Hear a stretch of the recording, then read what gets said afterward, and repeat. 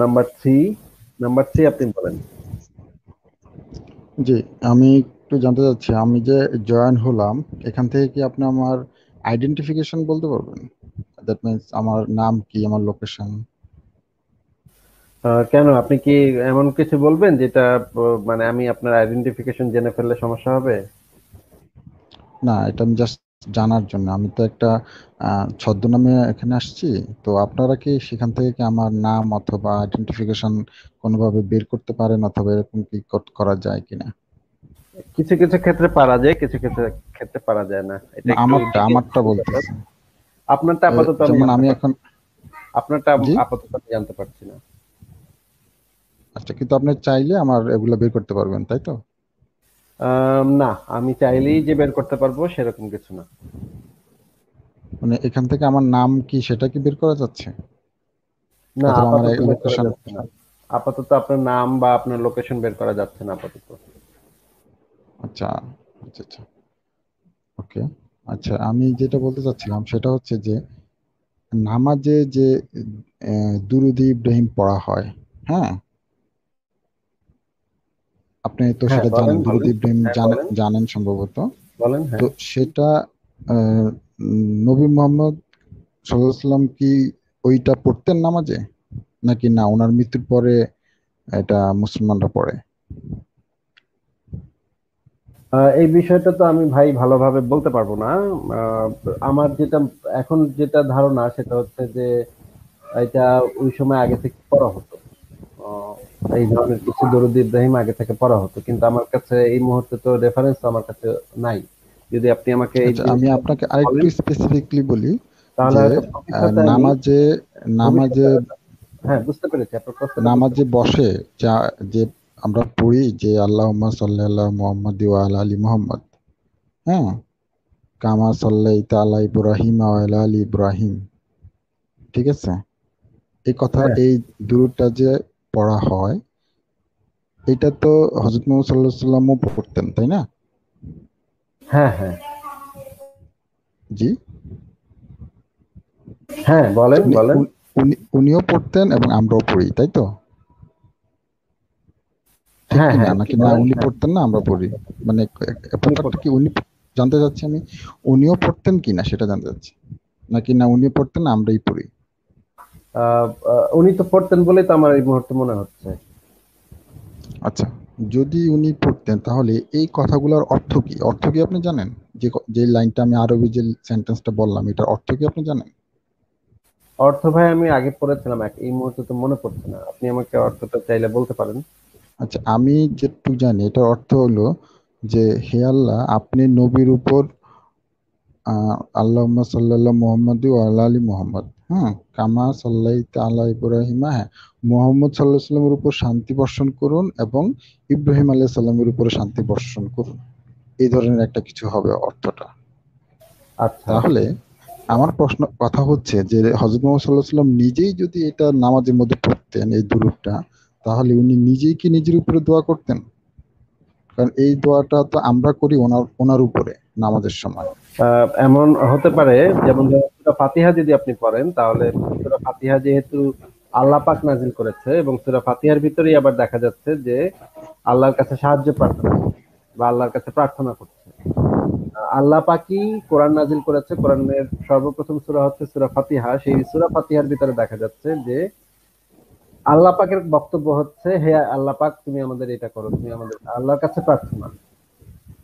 তার মানে হচ্ছে কি, এটা তো ওই সময়ের একটা মানে এই ধরনের অনেক সমস্যাই তো আছে কোরআনে, এবং এই যে এগুলোর ভিতরে তো অনেক সমস্যাই আছে। এটা তো একটা মাত্র সমস্যা না। এটা পাথেয়ার কোন আয়াতটা কথা বলতেছেন? মানে সূরা কোথায় আল্লাহ পাক সূরা প্রার্থনা করছে? সূরা ফাতিহার ভিতরে, আচ্ছা আপনাকে আমি দেখাচ্ছি। হ্যাঁ। ঠিক আছে। সূরা ফাতিহার ভিতরে আল্লাহ পাক কার কাছে প্রার্থনা হুম। করছে বা কার কাছে সাহায্য চাচ্ছে?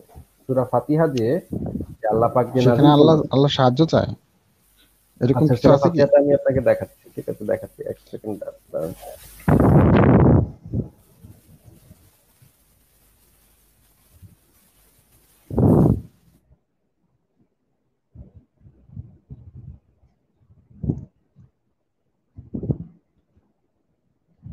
সাহায্য তো যেটা জানি যে মানুষ চায় আল্লাহর কাছে, যে তোমারই কাছে সাহায্য চায় এবং তোমারই কাছে, এটা তো মানুষ চায় আল্লাহর কাছে। আল্লাহ কি সাহায্য চায় এরকম কিছু আছে? আমার অবশ্য জানা নেই।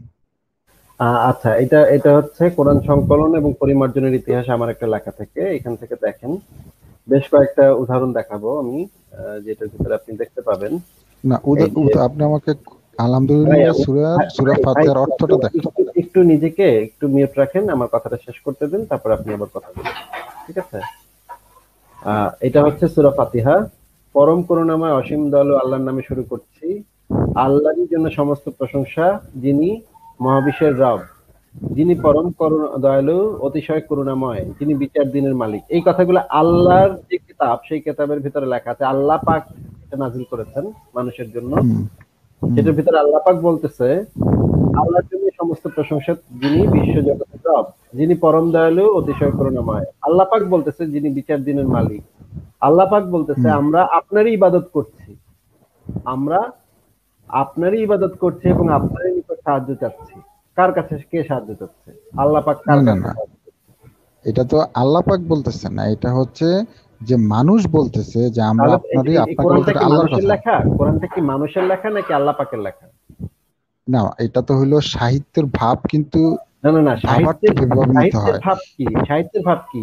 এখানে তো আপনার বাচ্চাটা ঠিক থাকতে হবে। ধরেন বাচ্চা তো আপনি, অবশ্যই ঠিক আছে। ভাই কথাটা শুনে নিন, কথাটা শুনে নিন। আপনি আমার কাছে একটা চিঠি লিখলেন, ঠিক আছে? সেই চিঠিতে আপনি কি লিখবেন? যে আপনি তো আমার হয়ে তো সেখানে লিখবেন না। সেখানে আপনি লিখবেন এইভাবে, আল্লাহ পাক যদি নাজিল করে থাকে এই সূরাটা, তাহলে আল্লাহ পাক লিখবে যে, হে মানুষ, তোমরা আমার নামে শুরু করো। আমি সমস্ত প্রশংসা এবং বিশ্বজগতের রব। আমি অত্যন্ত করুণাময় এবং অত্যন্ত দয়ালু। আমি হচ্ছি বিচার দিনের মালিক। তোমরা আমারই ইবাদত করো এবং আমার কাছে সাহায্য চাও। কথাটা শুনে নেন, কথাটা শুনে নেন। কথার মাঝখানে ইয়া করেন না। আল্লাহ পাক যদি বলে থাকেন এই কথাগুলা, তাহলে আল্লাহ পাকের কথাগুলো হবে এরকম। তোমরা আমারই ইবাদত করবে এবং আমার কাছে সাহায্য চাবে। আমি তোমাদের আমার কাছে সাহায্য চাও যেন আমি তোমাদেরকে সরল পথ প্রদর্শন করি। তাদের পথ, যাদেরকে আমি অনুগ্রহ করেছি। তাদের পথ নয় যাদেরকে আমি গজব বর্ষণ করেছি। তাদের পথ নয় যাদেরকে আমি পথভ্রষ্ট করেছি। এইটা হবে আল্লাহ পাকের, এটা যদি হইতো তাহলে সেটা হইতো আল্লাহ পাকের বক্তব্য। আল্লাহ পাকের হ্যাঁ, বক্তব্য এখন আমরা, এখন আল্লাহ পাকের বক্তব্যটাকে আমরা যখন বলবো, আমরা যখন কোরআনে দেখলাম যে আল্লাহ পাক এইভাবে কথাগুলো বলতেছে, তখন আমরা এই জিনিসটাকে বাচ্চটা বদলে নিয়ে বলতে পারবো। বলবো এইভাবে, আমরা বলবো এইভাবে, হে পরম করুণাময় অসীম দয়ালু আল্লাহর নামে শুরু করছি, আল্লাহর জন্য সমস্ত প্রশংসা, যিনি বিচার দিবেন। এটা হচ্ছে আমাদের বক্তব্য হইতে পারে। এই যে এই কথাটা, এখানে যে সেন্টেন্স গুলো আছে, সেই সেন্টেন্স গুলো আমাদের আচ্ছা, বক্তব্য আমি হইতে আপনার পারে। কথাটা বুঝতে পেরেছি। হ্যাঁ, আমি আপনার ভাই কথাটা ভাই বুঝতে ভাই, পেরেছি। আমার তো আলোচনাটা শেষ হয়নি, আপনি বুঝে ফেললে তো হবে না। আমার আলোচনাটা তো শেষ হয়নি এখন। একটু ধরেন, আপনারা এত মানে অধৈর্য কেন? একটু ধৈর্য ধরে দেখেন, আমি আরো কয়েকটা জিনিস দেখাবো তো। এটা হচ্ছে এক নম্বর বিষয়, যে এখানে একটা গন্ডগোল দেখা যাচ্ছে। আল্লাহ পাক যখন কোরআনটা লৌহে মাহফুজে লিখেছেন, তখন তিনি কি লিখেছিলেন? তিনি কি লিখেছিলেন যে আহ, আহ, যে তিনি কি এটা লিখেছেন, আমরা আপনারই ইবাদত করছি এবং আপনার নিকট সাহায্য চাচ্ছি? এটা কি আল্লাহ পাক লৌহে মাহফুজে, তার যে কোরআন শরীফটা আছে, তার কাছে যে কোরআন শরীফ, তো সর্বপ্রথম আল্লাহ পাক মহাবিশ্ব সৃষ্টির আগে লৌহে মাহফুজে সর্বপ্রথম কোরআনটা লিখে রাখছে, সেখান থেকেই পরবর্তীতে নাজিল হয়েছে। তো সেই লৌহে মাহফুজে যে কোরআনটা আল্লাহ পাক লিখেছে, প্রথম কলম দিয়ে আল্লাহ পাক যে কোরআন শরীফটা লিখেছে, সেই লৌহে মাহফুজের কোরআনটাতে এই সেন্টেন্সটা কি লেখা ছিল? কি এরকম লেখা ছিল, আমরা আপনার ইবাদত করছি এবং আপনার নিকট সাহায্য চাচ্ছি? এটা তো এখানে লেখা থাকার কথা না। লেখা থাকার কথা যে তোমরা আমার ইবাদত করবে এবং আমার নিকট সাহায্য চাবে, এইটা লেখা থাকার কথা। তাহলে তো দেখা যাচ্ছে, যখন আল্লাহর থেকে মানে জিব্রাইল থেকে মোহাম্মদ, এই জায়গা পর্যন্ত যখন আসলো, কথাটার বাচ্চাটা পরিবর্তন হয়ে গেল, বাচ্চাটার পরিবর্তন হয়ে গেছে। এটা হচ্ছে একটা বড় সমস্যা। দুই নম্বর সমস্যা হচ্ছে, দেখেন আরো দেখাচ্ছি, যে আরো মজার মজার জিনিস আছে। এই যে দেখেন, কোরআনের 58 নম্বর সূরার 22 নম্বর আয়াতে বলা হচ্ছে, তিনি তাদেরকে জান্নাতে দাখিল করবেন। তিনি এখানে কে? আল্লাহ পাকই তো এই সূরাটা নাযিল করতেছে, তাহলে তিনি কে এখানে? তিনি কে তাদেরকে জান্নাতে দাখিল করবেন? মানে এটা কি নবী বলতেছে? এটা কি নবীর কথা যে তিনি আল্লাহ, আহ, নাকি জিব্রাইলের কথা যে তিনি আল্লাহ তাদেরকে জান্নাতে দাখিল করবেন? এটা তো বোঝা যাচ্ছে না যে কার কথা, বক্তব্যটা কার, এটা বোঝা যাচ্ছে না তো। এক এক জায়গায় এক এক রকম। সাহিত্য যদি করতে হয় তাহলে তো সাহিত্যের ধারাবাহিকতাটা এক রাখতে হয়। হয় এটা মুহাম্মদের বক্তব্য, মানে একটা উপন্যাস যখন লিখতে হয় বা একটা সাহিত্য কবিতা যখন লিখতে হয়, উপন্যাস যখন লিখতে হয়, তখন লেখকের এই জিনিসটা মাথায় রাখতে হয় যে আমি কোন বাচ্চে লিখতেছি। সব জায়গায় সেই জিনিসটা ফলো করতে হয়। যদি একটা উপন্যাস লেখা হয় থার্ড পার্সনে, তাহলে পুরো উপন্যাসটাই লিখতে হবে থার্ড পার্সনে। যদি একটা উপন্যাস লেখা হয় ফার্স্ট পার্সনে, তাহলে পুরো উপন্যাসটাই লিখতে হবে ফার্স্ট পার্সনে। কোথাও থার্ড পার্সন, কোথাও ফার্স্ট পার্সন, কোথাও সেকেন্ড পার্সন, কোথাও আবার ফোর্থ পার্সন। এইটা হইলে তো সেটা কোনো মানে মানসম্মত উপন্যাস বলে আমরা মনে করব না, বা মানসম্মত সাহিত্য বলে আমরা মনে করব না। কারণ এখানে ভেজাল, মানে মনে রাখতে পারেনি যে লেখক, সে মনে রাখতে পারেনি আমি আগের কথাটা কোন কে হয়ে কথাটা বলছিলাম, এই জিনিসটা সে মনে রাখতে পারেনি। আমরা বুঝবো যে এই সাহিত্যিক ভালো সাহিত্যিক না। আপনি পৃথিবীর যে কোনো সাহিত্য দেখবেন, সেখানে দেখবেন পার্সন কে বক্তব্যটা বলতেছে, গল্পটা কে বলতেছে, কে ঘটনাবলী দেখতেছে, সেটা এক্স্যাক্টলি একরকম রাখে, সেটা ঠিক রাখে, সেটা স্থির রাখে। কিন্তু কখনো সে এইটা, কখনো সে সেইটা, কখনো সে আরেকটা, এইরকম হয় না কখনো। হ্যাঁ, আচ্ছা, এরপর আমরা দেখি যে আবার কি কি বলছে। আমি তাদেরকে জান্নাতে দাখিল করব যার তলদেশে নদী প্রবাহ। এখানে এই যে এখানে হওয়ার কথা ছিল এই জিনিসটা, আমি তাদেরকে জান্নাতে দাখিল করব, যদি আল্লাহ পাকই বলতো তাহলে সূরাটা হওয়ার কথা ছিল আসলে এরকম, আমি তাদেরকে জান্নাতে দাখিল করব যার তলদেশে নদী প্রবাহিত। তারপরে আরো যে সমস্যাগুলো আছে, যে সমস্যাগুলো দেখেন, এই যে এইখানে একটা, এইটা হচ্ছে সবচেয়ে অনেক বড় সমস্যা। সূরা নম্বর 6 এর 99 নম্বর আয়াতে যে জিনিসটা বলা আছে, একই লাইনের ভিতরে উল্টাপাল্টা ভেজাল লাগায় ফেলছে। একই সূরার ভিতরে, একই আয়াতের ভিতরেই ভেজাল লাগায় ফেলছে। দেখেন, তিনি আকাশ থেকে পানি বর্ষণ করেছেন, অতঃপর আমি এর দ্বারা সর্বপ্রকার উদ্ভিদ উৎপন্ন করেছি।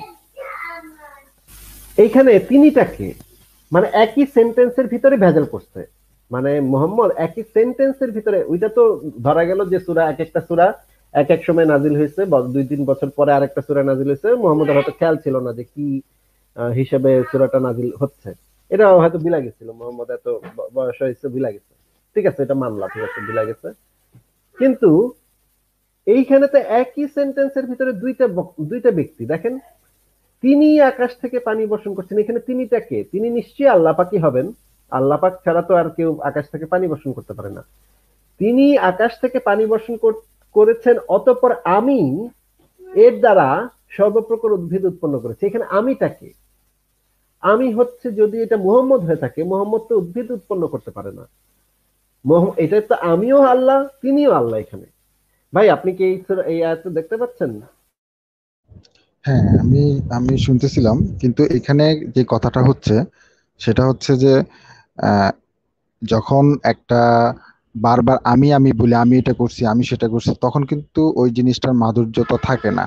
তখন আমরা কি বলি, আমি না বলে আমরা বলি। হ্যাঁ, এখানে অথবা তো দেখা আমি গেছে বা আমরা এখানে নিয়ে কথা বলছি না, এখানে বলছি এটা তিনি এবং আমি নিয়ে। হ্যাঁ, আপনি কি এই সেখানে জিনিসটা বুঝতে সেখানে পারছেন ভাই? আসতেছে এটা এটা আমি বলতেছিলাম ফাতিহা সূরার এগেইনস্টে। আচ্ছা, এখন আপনার তিনি আর আমিতে আসতেছি। তিনি বলতে এখানে আমাকেই বোঝানো হচ্ছে, আবার পরে যখন আমি বলা হয়েছে তখন তিনি বলতে আমাকে বোঝানো হয় কিভাবে? আমিই আমি কি বোঝানো নিজেকে হচ্ছে, আমি তিনি বলি? বলতেছি সেটা বলতেছি। এখানে না, না, না। তিনি মানি আমি, তিনি কিভাবে মানে সেটা আমি আমি। আপনাকে বলতেছি। হ্যাঁ, আমি আচ্ছা, বলতেছি আচ্ছা, সেটা কিভাবে। আচ্ছা, আচ্ছা। মানে তিনি মানে আমি, এটা কিভাবে হয় যে এই জিনিসটা একটু বুঝান তো ভাই। হ্যাঁ, হ্যাঁ, হ্যাঁ, সেটাই বলতেছি। এখানে তিনি বলতে যে কথাটা বলতেছেন, ফার্স্ট পার্সন কি বোঝানো হচ্ছে, আবার পরবর্তীতে যখন বললো যে আমি তিনি উদ্ভিদ সৃষ্টি আপনাকে করি, আগে এটা ক্লিয়ার করে নেন, আবার পরে চলে যাচ্ছেন কেন? তিনি বলতে না, ফার্স্ট পারসন সেকেন্ড লাইনেই কিভাবে তো বলা বোঝায়? হয়েছে যে আমি উদ্ভিদ, মাটি থেকে উদ্ভিদ সৃষ্টি করি। আপনার ভাই, প্রশ্নটা তো দুইটা, ভাই, আমি তিনি কে আপনাকে আর জিজ্ঞেস আমি কে। করেছি তিনি, আপনি বলেছেন তিনি মানেই আমি। তিনি মানেই আমি। এই তিনি মানে আমি হ্যাঁ, কিভাবে হয় সেটা আগে বুঝান। সেটাই বোঝাচ্ছি তো, সেটা না বোঝাচ্ছি মানে সেটা আমি বলতেছি, এক্সপ্লেন করতেছি। এখানে আপনি আগে এই পরবর্তী তিনি প্রথমে যে মানে, বলা হয়েছে যে তিনি মানে তিনি, পৃথিবীর কোন ডিকশনারিতে, তিনি মানে পৃথিবীর কোন ডিকশনারিতে আমি বোঝায়? তিনি মানে বা সে না না, এটা মানে আমি এক বোঝায়। ভাই কথাটা আগে শুনে নেন, এটা কথাটা আগে শুনে নেন, অ্যাকর্ডিং টু কথাটা আগে শুনে ডিকশনারি নেন, না। কথাটা আগে শুনে নেন, কথাটা আগে শুনে নেন। পৃথিবীর কোন ডিকশনারিতে, কোন ভাষায়, কোন কিছুতে, কোন সুস্থ মাথার মানুষের কাছে তিনি বলতে আমি বোঝায় একমাত্র পাগল না হইলে, একমাত্র উন্মাদ না হইলে, এই জিনিসটা একটু বুঝান ভাই আমাদের। সেটাই তো আমি আপনাকে বলতেছিলাম, যে এখানে পরবর্তীতে যেখানে আমি বলা হয়েছে, ভাই সেই আমি পরবর্তীতে দ্বারা তো আমি তো আমাকে আরো। সেটাই বলতেছি, পরবর্তীতে তো আমি বলতে, সেটা তো আমি বলে দিচ্ছি আপনাকে, সেটা তো আমি ধরাই দিচ্ছি আপনাকে, সেটা হুম, সেটা তো আপনি এইটার হুম। জন্য ইয়াদ দিতে পারেন না, এটা প্রমাণ হিসেবে উপস্থাপন করতে পারেন না। আমার তো প্রশ্নটা এইটা আচ্ছা যে আমি পরবর্তীতে আমি বলা হয়েছে, তাহলে এইখানে কেন তিনি বলা হয়েছে? কারণ হচ্ছে এখানে একবার বলা হয়েছে তিনি, আর একবার বলা হয়েছে আমি, এই তো। প্রথমবার তিনি বলা হয়েছে, পরের বার যখন আমি বলা হয়েছে তখন আমার উপর আরো বেশি গুরুত্ব, বেশি জোর দেওয়া আরে ভাই অর্থ পরের বার বোঝানো কি হয়েছে। আমি বলা হয়েছে সেটা তো এবং জিজ্ঞাসা করি নাই, এখানে তিনি বলতে কি প্রথমবারটাই তো বোঝানো জানতে হয়েছে সেটা চাচ্ছেন। বলেন। তিনি বলতে বোঝানো হচ্ছে যে বললাম, আপনি বললেন যে আমি এটা করছি, আমি সেটা করছি, হ্যাঁ। এটা তিনি যখন বলতে আপনি এখানে তিনি, তার তার মানে আমরা আজকে কি বুঝবো যে তিনি বলতে আমি না, না, বোঝানো না, হয় না, নাকি? এটা হচ্ছে প্রতিবারই যদি আপনি যেটা বলতেছেন সেটা হলো নর্মাল, মানে সাহিত্যের বিষয় আচ্ছা এরকম ঠিক হয় আছে যখন ভাই, আপনার ঠিক আছে ভাই, ঠিক আছে ভাই, আপনাকে আমি যে বললাম যে তিনি আমাকে, সাহিত্যের। শোনেন কথা শোনেন, তিনি আমাকে 500 টাকা ধার দিয়েছেন, তারপরে আমি সেই 500 টাকা থেকে 200 টাকা খরচ করছি। এই কথাটা থেকে আপনি কি বুঝলেন? এই কথাটা থেকে কি এটা বুঝলেন যে আমি, আমাকে 500 টাকা ধার দিয়েছি, তারপর আমি সেখান থেকে 500 টাকা, 300 টাকা খরচ করেছি, এটা আপনি বুঝলেন এখান থেকে?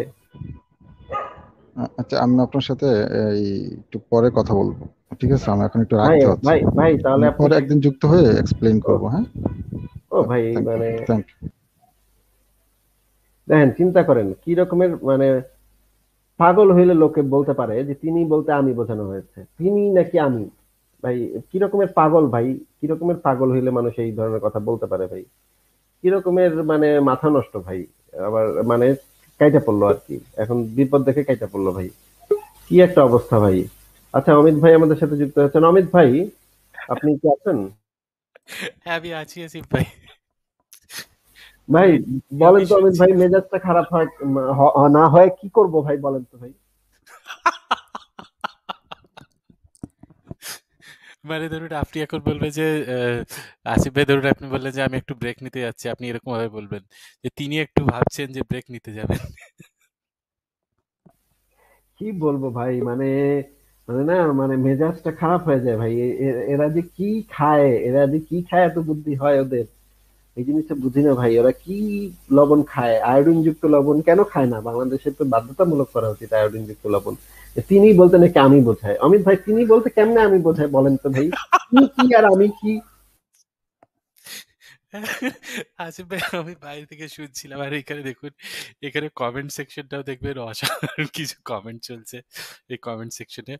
মানে সত্যি এত, মানে এত এরকম এরকম একটা অদ্ভুত একটা দাবি, এটা আমি সত্যিই আমি এরকম শুনিনি। মানে তিনি মানে আমি, এটা সত্যি আমি এরকম অদ্ভুত দাবি আমি শুনিনি আসিফ ভাই। এবং উনি আবার বলছে পরে আবার আমি দিয়ে সেটাকে আবার জোর দিচ্ছে, এটাকে আবার জোর দিয়ে বলছে। বুঝতে পেরেছেন? আপনি বুঝেন না তো আপনারা।